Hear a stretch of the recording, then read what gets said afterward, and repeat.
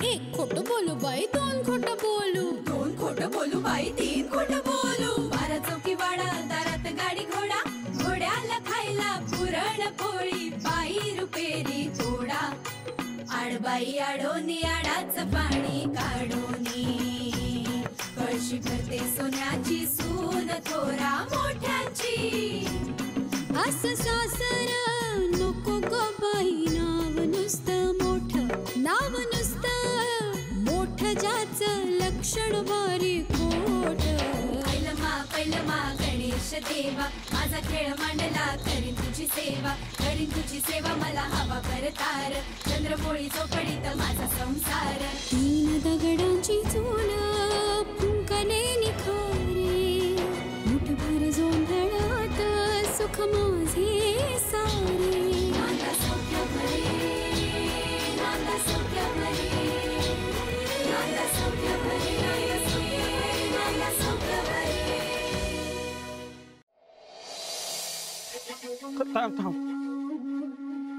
चांगली बस मिळत होती, तुला नाही पकडता आली ती. बाप जन्मच बसने प्रवास केलेला नाहीये मी. सांगत होते रिक्षा बघा. अगं बाई, संध्याकाळच्या वेळेला इथे नाही मिळत रिक्षा, मी काय करू त्याला? तुला सांगत होतो गाडी नको विकूया. गप्प बसा. गाडी विकली ना म्हणून चालत घरी जायला घर तरी शिल्लक आहे, कळलं? आता इथेच रस्त्यावर कुठेतरी कोपरा धरून बसायला लागलं असतं आपल्याला. इंद्रनी घरातनं काढलं असतं तेव्हा कुठे गेलो असतं ह्याचा जरा विचार करा. आता काय करणार होत आपण? घर गेलं, पैसा गेला, दागिने गेले, एक गाडी होती ती पण गेली, पूर्ण रिकामे झालो आपण. डोकं रिकामं झालेलं नाहीये ना, सगळं येईल परत. आश्चर्य वाटतंय तुझं? गेले कित्येक दिवसात एक गोष्ट मनासारखी घडत नाही आपल्या. तू आपले भविष्य जेमले बांधतच चाललेस. काही वर्षांपूर्वी इथे आलो होतो ना, तसेच झालो आपण, पुन्हा जैसे थे. कटकट कटकट करू नका. का करू नको कटकट? तुझ्या प्रत्येक डावागणी खड्ड्यात चाललोय आपण. काही आता विकायला शिल्लक राहिलेलं नाही, आता काय करायचं आपण? सगळा जोर ना एकाच गोष्टीवर लावायचा. त्या स्वानंदीला घराबाहेर काढायचं. तिने रस्त्यावर चालायला लावलंय ना मला, सोडणार नाही अशी मी तिला. चला चला. मॅडम. शकुंतला, नमस्कार. काय आहेस कुठे? तुम्ही सगळ्यांना विचारलं, हल्ली दिसत नाहीस. घरी बसून अभ्यास केला मुलीने आणि चांगले मार्क पण पडलेत. हा, पेढे घेऊन आलीये मी. अरे, फर्स्ट क्लास मिळाला. First class? 83%. वा. अगं ए, पाया वगैरे नको पडूस, असाच छान अभ्यास कर. खूपच छान मार्क्स मिळवले. काय मग आता पुढच्या वर्षी 10वी? मॅडम मला तेच सांगायचं होतं. ए अगं, टेन्शन वगैरे नको हा घेऊस. फक्त ना सुरुवातीपासून मन लावून अभ्यास कर. काय ग? ते मला गणिताची भीती वाटायची ना, पण तुमच्यामुळे माझी भीती गेली. Thank you so much. पण गणितात किती मार्क्स पडलेत? 90 मिळाले. 90? ए, हा पेढा तू घ्यायला हवास. अगं घे, या पेढ्यावर खरा हक्क तुझा आहे. मला माहितीये खूप मेहनतीने अभ्यास केलायस तू. आणि हे बघ, कधीही काहीही मदत लागली ना अभ्यासात तर मी आहे. चला येतो मॅडम.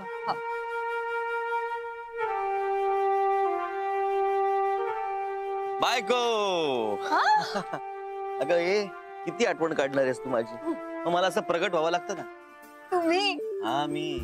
कारण मला कळलं होतं की माझी बायको माझी वाट बघत असणार, माझी आतुरतेने वाट बघत असणार, म्हणून मी आलो. झाला तुमचा फिल्मीपणा. आता सांगाल इथे कसे? काय, माझ्या सासूबाईंनी ना मला भजी खायला बोलवलं. हा, तर मी निघालोय. म्हटलं विचारावं तुला यायचंय का नाही. नको? मला पण यायचंय, मला पण खायचंय भजी. बस ना मग. निघायचं? बसलीस? येस. मला खूप आठवण येते सगळ्यांची. तर भजी खाऊया जाऊन.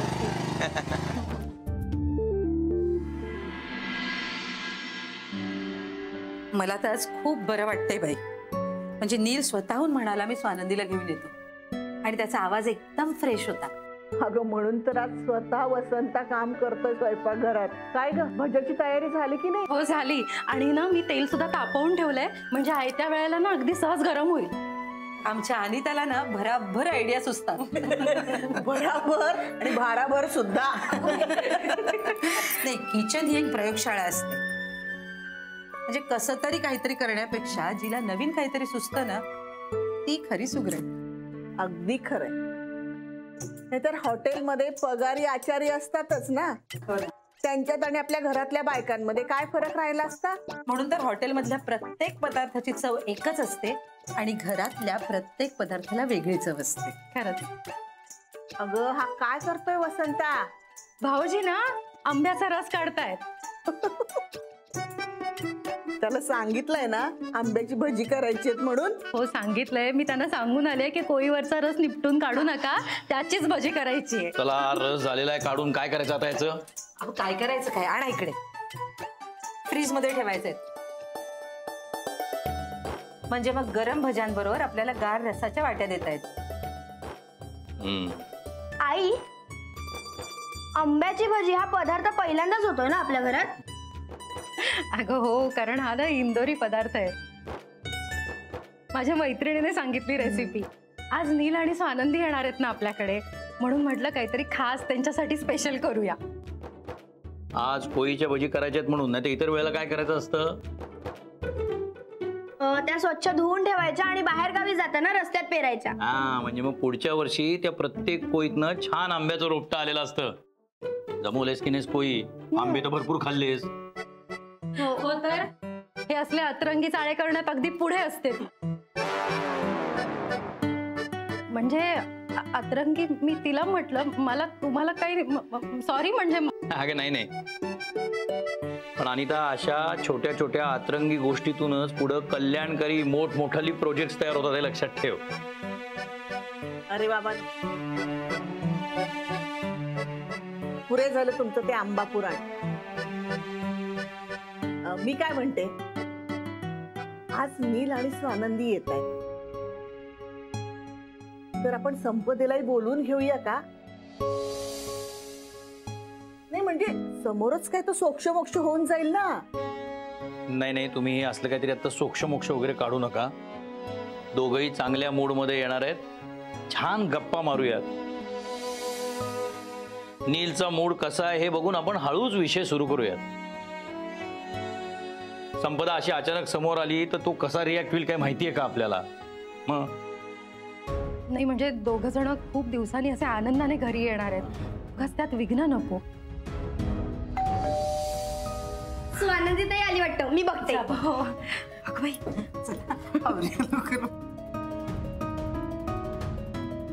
हाय काकू, संपदा ताई आली आहे. अगं ढम्मे दारात तू उभी आहेस, मला आत तर येऊ दे. चल ये. काकू आजी कसे आहेत सगळे? वाह काय मस्त घमघमाट सुटलाय. काकू आज काय केलंयस? मला तर इतकी भूक.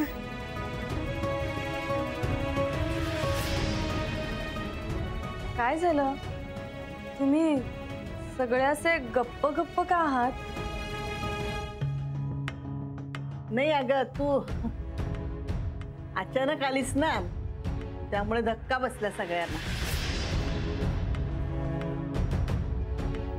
अच्छा, मग काय आज स्पेशल बेत आहे आपल्याकडे?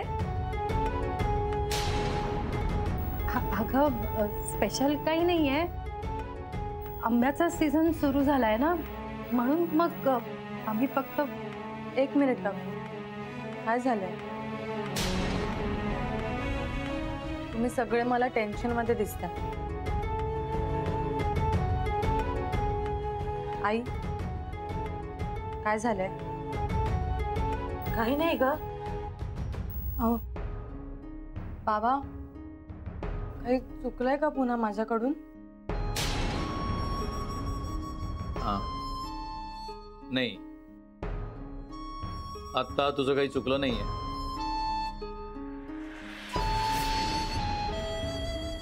पण या आधी तू इतक्या चुका केल्यास की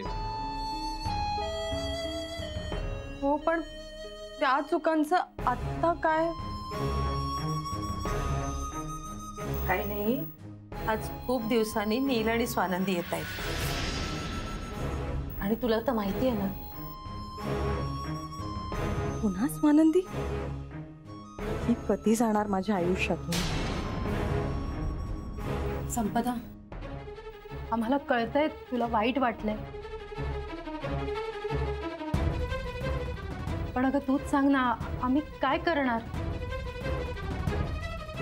आणि तुला अचानक समोर बघून समजा नील चिडला तर त्याचा सगळा राग स्वानंदीवर निघेल ना. आधीच बिचारीने इतकं भोगलंय. आजी, मला कळलंय. तू नको रडूस ग संपदा. मामाला एकदम अपराधासारखं वाटतं. मी आधी खूप चुका केल्या. त्या काही दिवस तरी पुरणार. आणि जोपर्यंत नीलचा राग जात नाही तोपर्यंत, नाहीतर कदाचित जन्मभर.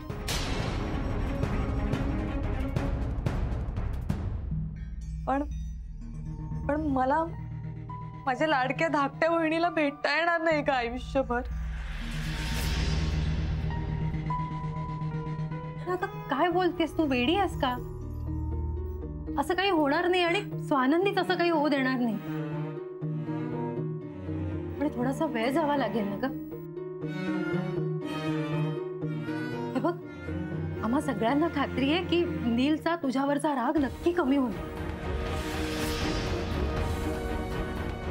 आणि आता तर आम्हीच तुला सॉरी म्हणतो आई, कारण आमची खात्री पटली की तू आता बदललीस. आई, तू का सॉरी म्हणतेस मला? मी चुका केल्यात. त्या चुकांची शिक्षा मला तर मिळायलाच हवी. मी काय म्हणते, नील आणि स्वानंदी आता येतच असतील. काकू, कळलंय मला. बरं ठीक आहे, हे ना तुमच्या सगळ्यांसाठी मी सँडविचेस आणलेत. स्वतःच्या हाताने तयार केलेत मी. जुईल्या खा आणि कसे झालेत ते सांग. आणि स्वानंदीसाठी पण ठेव जरा.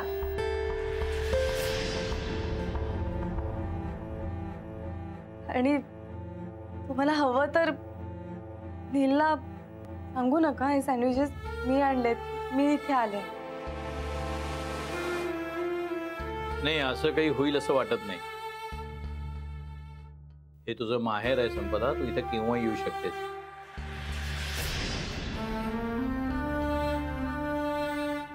आणि याचा नीलला राग यायचं काहीच कारण आहे असं वाटत नाही मला. नको नको बाबा, नीलला जर कळलं तर तू पुन्हा रागवेल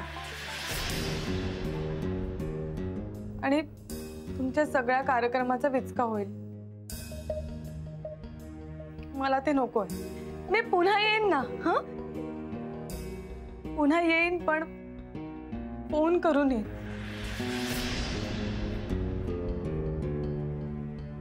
असं अचानक नाही येणार. माझ्यामुळे मग कोणाला पुन्हा त्रास झालेला मला नाही चालणार.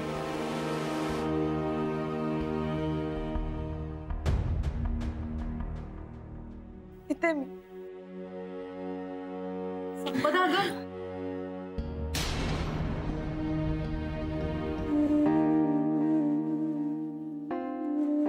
खरंच बदलली आहे संपदा.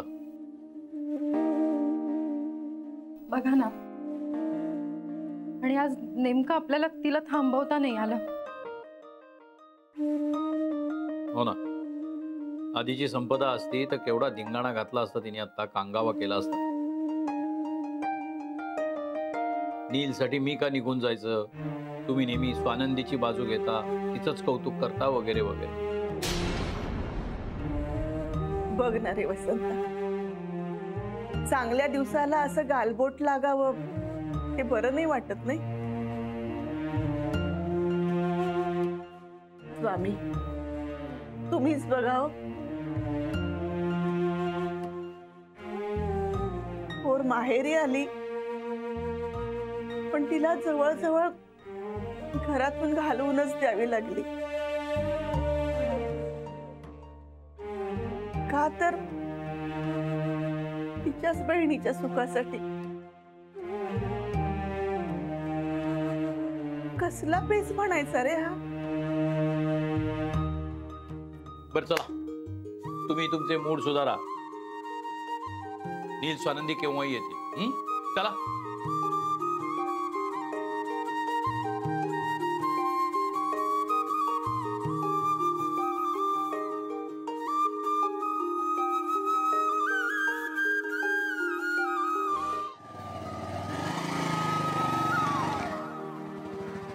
थँक्यू.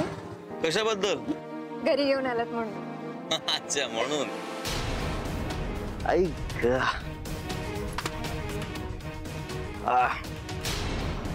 चला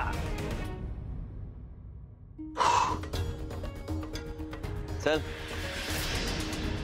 हे बायको, तिकडे काय बघते? काय? चल ना. काय झालं? चल.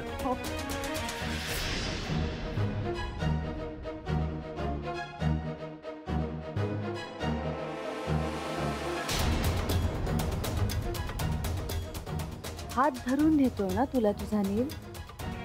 हाच एक दिवस हाताला धरून बाहेर काढेल तुला. नवऱ्याने माहेर टाकून दिल्यावर काय दुःख होतं हे त्या दिवशी कळेल तुला. पेढे वाटीन मी त्या दिवशी.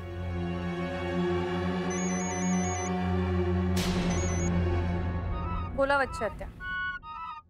ए मुली, उद्या ललिताकडे जायचं आठवतं ना? हो तर. आणि पैशांची कामं मी नाही विसरत. बरोबर माहिती आहे मला ते. त्या नील समोर त्या ललिताचं सगळं भांड फोडून टाक. काय व्हायचं तो सोक्ष मोक्ष होऊन जाऊ देत. सगळे सुखी तरी होते निदान. अजिबात टेन्शन घेऊ नका. ठरल्याप्रमाणे मी तेच बोलणार. बरोबर. रात्री झोपताना उजळणी करा. हा, मा बिलंदर बाई येते. एक शब्द इकडचा तिकडे गेला तर वाट लागेल आपलीच. उजळणी करायची गरज नाहीये वच्ची आत्या. माझ्या मनात जे काही बोलायचंय ते पूर्णपणे कोरलेलं आहे. बर. बाय.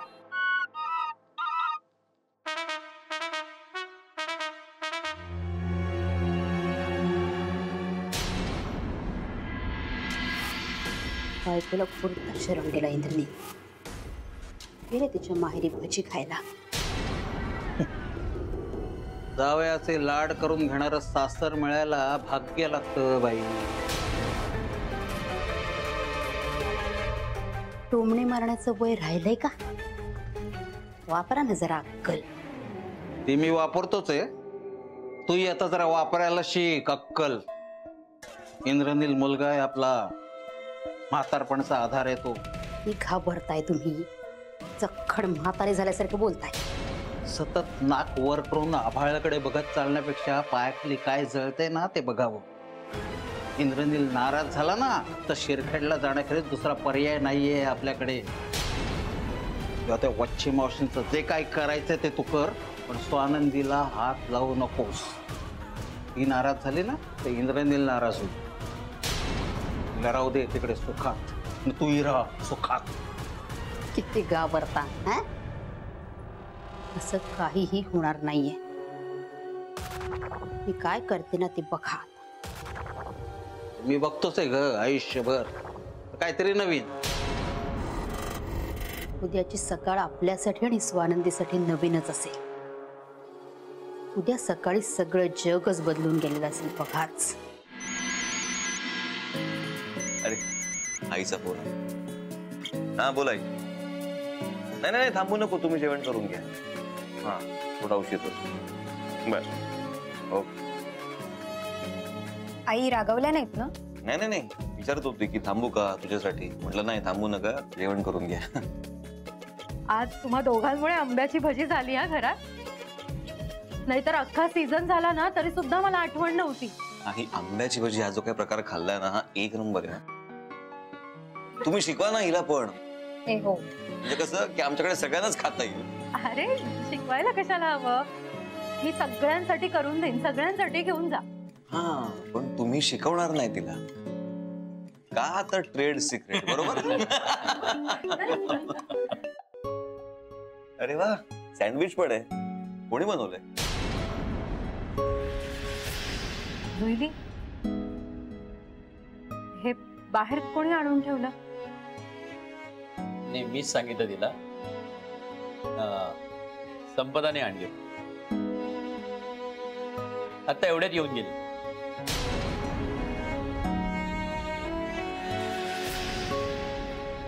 आई जरा येतेस का? आलेस ना?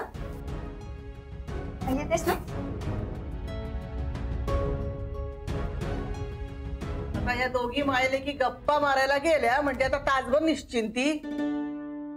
मग आपण इथे गप्पा मारूया. रोहिली, हा गुड आयडिया. बघ बरं सायली आली का मिळून गप्पा मारू आपण. अरे नाही ती मैत्रिणीकडे गेली. हेमंता गेलाय तिला आणायला. येईलच एवढ्यात. आपण बाहेर गप्पा मारूयात ना. शतपावली होईल. हो चला तोपर्यंत त्यांचं बोलणंही होईल. हो. या